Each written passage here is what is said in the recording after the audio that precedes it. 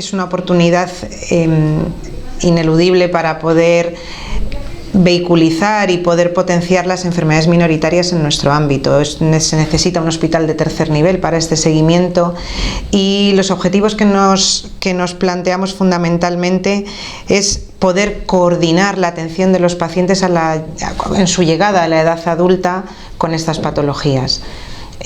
Básicamente necesitan de muchísimos especialistas, de muchísimas consultas médicas, y lo que debemos hacer nosotros los especialistas del hospital es facilitar esta integración dentro de las distintas especialidades.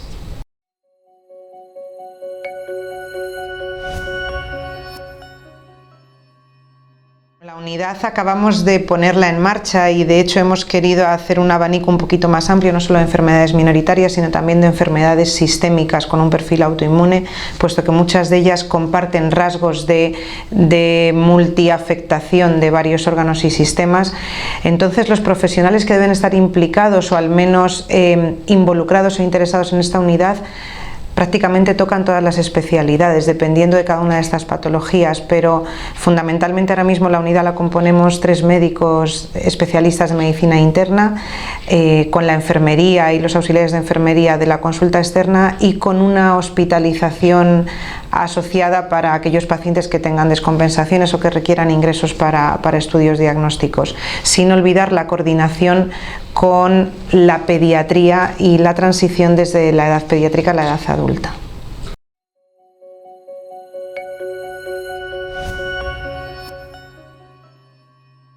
En el día a día, la transversalidad en un hospital tan grande como es este, lo hacemos a base de darnos a conocer, es decir, inicialmente debemos ofrecernos para sumar en esta atención a estos pacientes, para sumar esfuerzos, para sumar predisposición para atenderlos y sobre todo para facilitar que no anden perdidos por el hospital, ¿no? Entonces la transversalidad básicamente es por medio de sesiones clínicas, por medio de encuentros y reuniones, por grupos de trabajo que lo solemos hacer por enfermedades, por grandes síndromes clínicos más que la unidad en sí, y entonces en determinadas patologías pues nos asociamos más con unas especialidades u otras dependiendo de estas patologías.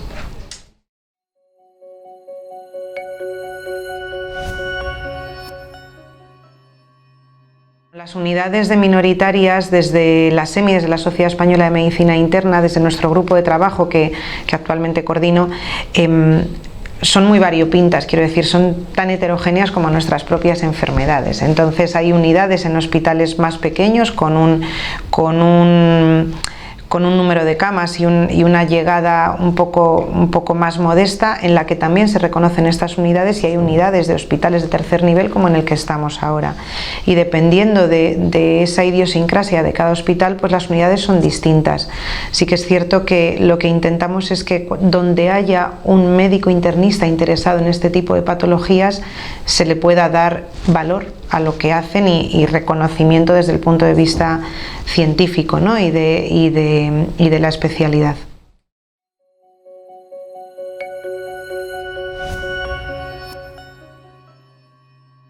La coordinación entre las unidades dentro de todo el territorio español es complicado porque tenemos 17 comunidades autónomas. Sin embargo, nosotros intentamos salvar un poco esas barreras pues por medio de algunas herramientas que nos valemos, como el trabajo en red o las reuniones entre grupos de estas patologías, o por interés científico, y hacemos mucho lo que llamamos el trabajo en red, y es lo que queremos potenciar mucho más. Es decir, dentro de algunos especialistas que reconocen o tienen más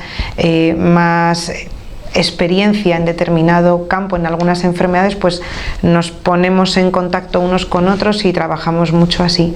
Entre nosotros es la forma de aprender.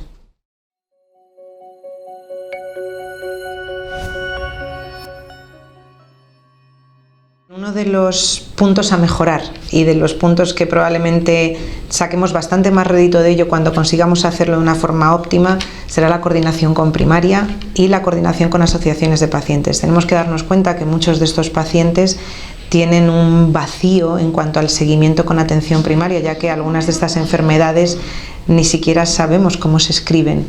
y para los médicos de primaria con tiempos muy cortos en sus consultas, pues es muy complejo poder hacer un seguimiento adecuado. Yo creo que es una misión nuestra del especialista del hospital llegar a ellos y darnos nosotros a conocer, facilitarles informes médicos de seguimiento que ellos puedan hacer uso de ellos, y sobre todo con las herramientas electrónicas de la consulta, de la historia clínica electrónica y de la teleinterconsulta, podríamos facilitar esta coordinación con primaria. Y por otro lado están las asociaciones de pacientes. Ellos realmente son los que tienen el poder mediático y los que han conseguido poner a las minoritarias donde están ahora mismo, más que el interés nuestro como profesionales.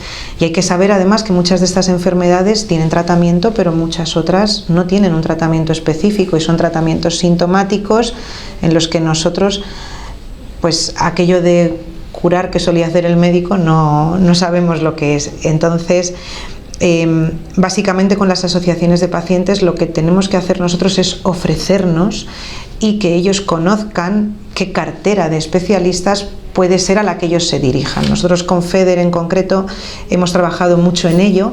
Digo FEDER porque aúna la mayoría de las asociaciones pequeñitas sobre enfermedades minoritarias, y con FEDER sí que llegamos a un acuerdo hace años, que lo firmamos con ellos, con un convenio y demás, en el que conseguimos a través de la figura del coordinador del grupo de minoritarias de la SEMI, ahora mismo soy yo, pero después quien venga después se tiene que comprometer a que es capaz de recibir vía habitualmente correo electrónico las peticiones de seguimiento de pacientes en concreto, con patologías en concreto, y puede vehiculizar y saber qué profesional en cada punto del territorio español, si lo hay, puede ofrecer una consulta a estos enfermos.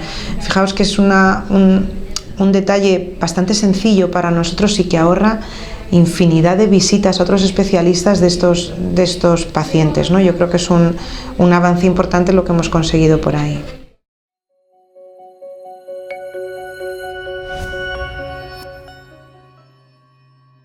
Desde el punto de vista político, el diferenciar unidades que sean CESUR en metabólicas y los que no lo sean, pues puede tener su interés.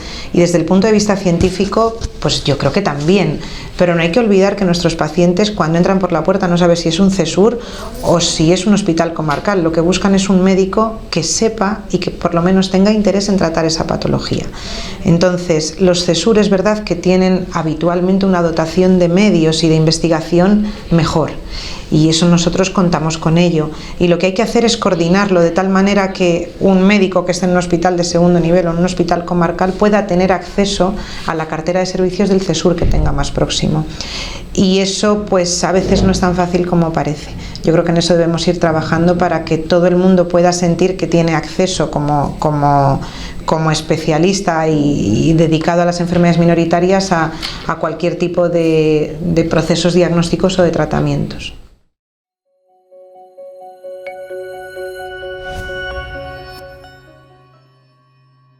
Yo creo que la única herramienta que tenemos hoy día para que el diagnóstico sea más rápido es hacer que se conozcan estas enfermedades, lo que yo llamo normalmente, e insisto mucho en ello, la difusión del conocimiento. Es decir, no es que solo que nos guste dar sesiones, es que estamos obligados a dar sesiones clínicas entre nuestros compañeros no dedicados a esto, entre los compañeros de la urgencia, por ejemplo, con otras especialidades, en otros foros. Es decir, hay que intentar llegar a foros donde habitualmente no se habla de enfermedades minoritarias para que se pueda pensar en ello. Quiero decir, nosotros nuestras reuniones del grupo de trabajo de la SEMI, pues todo el mundo está interesado y dedicado a ello. Lo que tenemos que saber es llegar a aquellos a los que se les pueda pasar por delante una enfermedad minoritaria y no la diagnostiquen porque no piensen en ella, porque no la conocen. Es lo que tenemos que conseguir solucionar.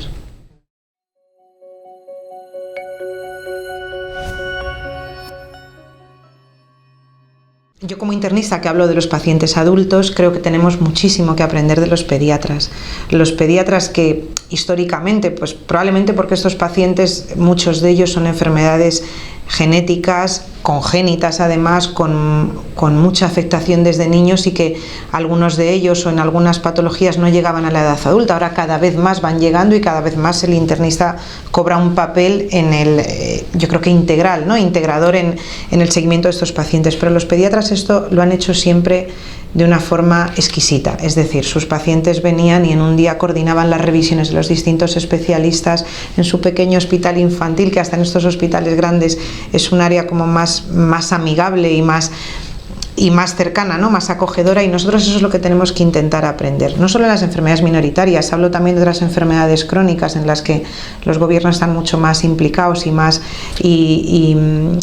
concienciados, pero sí que es cierto que debemos aprender de los especialistas de pediatría en poder coordinar e integrar la atención de estos enfermos para que se sientan lo más respaldados posible, ¿no? No puede ser que yo no coordine con un otorrino o con un traumatólogo o con el rehabilitador, que no coordine las citas, que no coordine las peticiones de pruebas y duplique pruebas.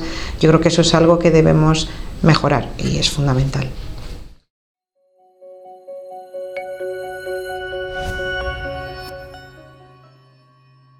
Complicado. A mí sí me preguntan, ¿y usted qué piensa de que haya en todos los hospitales unidades de trasplante cardíaco? Digo, no, ni de broma, porque es difícil tener especialistas en un trasplante cardíaco con las técnicas de última generación. En las unidades minoritarias es un poco distinto, porque a lo mejor no hablamos de unidades minoritarias global, pero a lo mejor en un hospital pequeño en Murcia, por ejemplo, o en Huelva, se me ocurre, donde hay de manera endémica, pues por la endogamia que hay de estas familias, conocen muchísimo en un lado de la amiloidosis hereditaria, en otro lado de la porfiria, y por qué no, ahí van a ser un centro de referencia en esa patología en concreto. Yo creo que hay que ser bastante plásticos, ¿no? en nuestra forma de pensar, y saber que a lo mejor por la idiosincrasia de algunas de estas enfermedades puede haber unidades especializadas de una patología en concreto, y en eso poderlo potenciar y que en esa patología en concreto puedan ser referentes. Unidades así un poco más genéricas, como es esta del Hospital Ramón y Cajal, como puede ser la del 12 de octubre o la del Clínico, algunas otras que me vienen a la mente, yo creo que casi solo se conciben en hospitales de tercer nivel.